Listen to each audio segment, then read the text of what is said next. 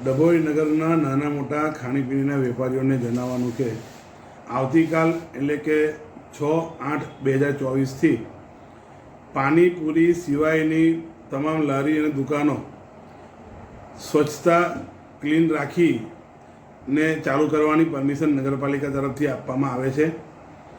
આજુબાજુનો વિસ્તાર, દુકાન હોય કે લારી હોય, આજુબાજુનો વિસ્તાર સ્વચ્છ રાખી, કચરાપેટી ડસ્ટબિન અવશ્ય રાખી એનો ઉપયોગ કરવો, જેથી કરીને ગંદકી ફરી થાય ના અને આવી કોઈ નાની મોટી મહામારીનો સામનો ડભોઈ નગરને કરવો ના પડે.